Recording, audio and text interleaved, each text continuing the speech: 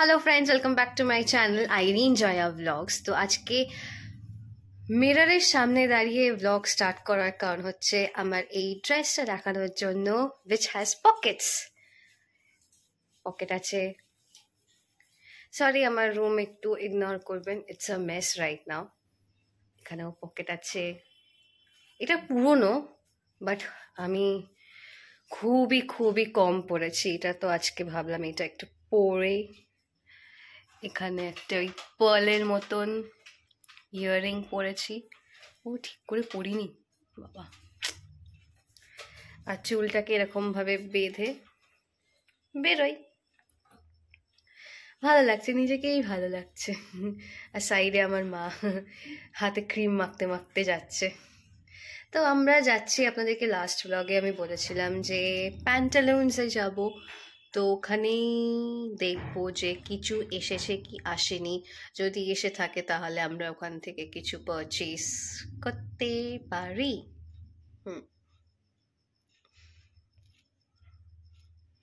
হ্যাঁ, sorry, pause হয়ে গেছিলাম, ছবি তুলছিলাম। তো চলুন যাওয়া যাক, ওখানে দেখি। আবার ওখানেও আবার ঝামেলা, ওখানে গিয়েও আবার ব্লগ করা যায় না, ভিডিও নট অ্যালাউড। এবার আমি ভেবে রেখেছি বলবো যে আপনারা একটা কাট আউট বা একটা পেপার লাগিয়ে দেবেন সব জায়গায় আপনাদের, যে ভিডিও করা অ্যালাউড না। বাট ঠিক আছে, মেন আমার মোটো হচ্ছে ওখানে দেখতে যাওয়া যে কি কালেকশন এসেছে। তো চলুন যাওয়া যাক আগে ওখানে।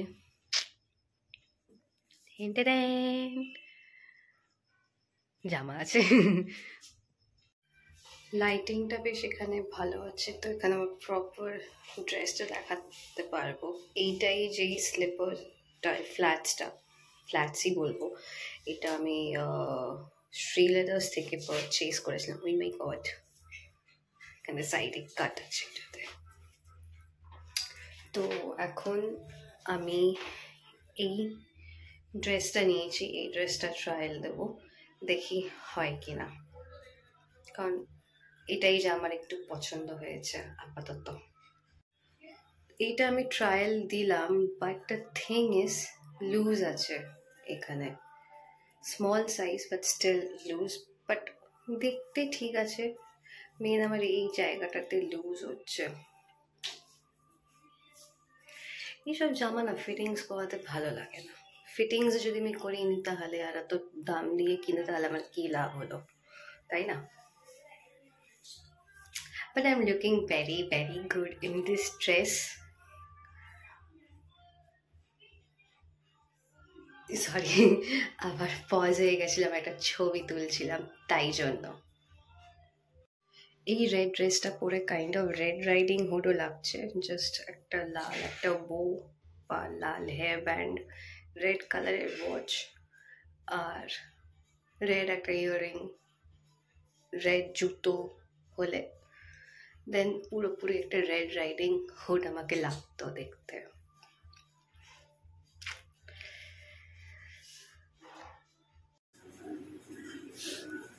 বুট তো নেই।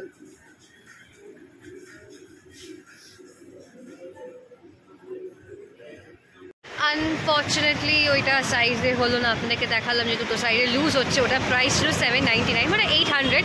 তাও 800 রেঞ্জের মধ্যে, প্রাইসের মধ্যে প্যান্টলুন্সে পাচ্ছিলাম 60% অফে, ভালোই পাচ্ছিলাম, কিন্তু হলো না। না, অনেকটাই বড় হয়ে গেছে। হ্যাঁ, দুটো সাইডে বড়। পরের দিকে তো মাকেও ট্রায়াল রুমে ঢুকিয়ে নিয়েছি, মাকেও দেখাতে হবে না। অল্টার করে আমি দেখতে বিচ্ছিরি লাগবে না, আমি ওটাই বললাম, যদি আমি এত দাম দিয়ে কিন্তু যদি আমি অল্টারই করাই তাহলে কি আর লাভ হলো। কুর্তি অল্টার করানো সেটা মানা যায়, কিন্তু ড্রেস কিনে সেটা আমি অল্টার করাবো, ওটা একটা ভালো লাগে না।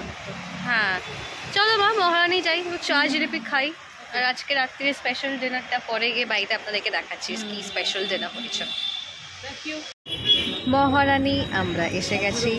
আমি আর মা একটা একটা করে জিলিপি নিয়েছি, কারণ গরম কিচ্ছু নেই। কচুরি ভাজছে, কিন্তু আমার কচুরি এখানে ভালো লাগে না অতটা, আমার জিলিপি ভালো লাগে, চা ভালো লাগে, তাই আমি জিলিপি আর চা খাবো। ওকে,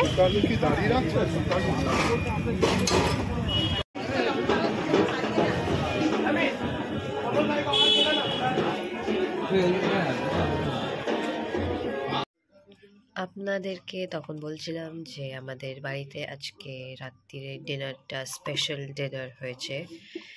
আজকে মা বানিয়েছে চিকেন গ্রেভি চাউ। জানি না ঠিক কালারটা কতটা বোঝা যাচ্ছে, অনেক ভেজিটেবল চিকেন দিয়ে এখানে গ্রেভিটা আছে, বানিয়েছে। আবার নুডলসও আগে থেকে বয়েল করে রেখে দিয়েছিল, জাস্ট মাইক্রোওয়েভে 1-2 মিনিট গরম করে নিয়েছে। তো চলুন খাই, তারপর আপনাদের সাথে দেখা করছি। এই উইন্টারে গ্রেভি চাউ খেতে, তাও আবার হোমমেড, খুবই ভালো লাগে আর খুবই টেস্টি বানিয়েছিল মা। আমার একটু কথা বলতে প্রবলেম হচ্ছে বিকজ আমার হুট করে আমার ঠান্ডা লেগে গেছে। আর চোখ মুখের অবস্থা দেখে আপনারা বুঝতেই পারছেন যে আমার খুব ভালো রকমই ঠান্ডা লেগেছে।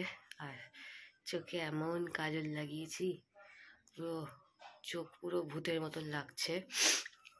তো এখন আমি ফেস ক্লিন করব, কারণ আমি এভরি নাইট ক্লেনজার দিয়ে, আয়ুরে ক্লেনজার আমি ইউজ করি, ওটা দিয়ে ফেস পুরো ক্লিন করে, যদি মনে হয় যে একটু স্কিন ড্রাই ড্রাই লাগছে, তো আমি আমার চোখের তলায়, লিপসে, নাকের এই জায়গাটা ড্রাই ড্রাই হয়ে যায়, আমি বোরোলিন লাগিয়ে শুই।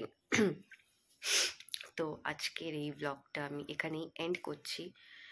আই হোপ আপনাদের ব্লগটা ভালো লেগেছে, আর যদি ভালো লেগে থাকে তো প্লিজ একটা লাইক, শেয়ার, কমেন্ট অবশ্যই করবেন। আর এই সর্দি হাঁচি থেকে যাতে আমি মুক্তি পাই, বাবা ভাল লাগছে না। So see you, tata, bye bye, take care.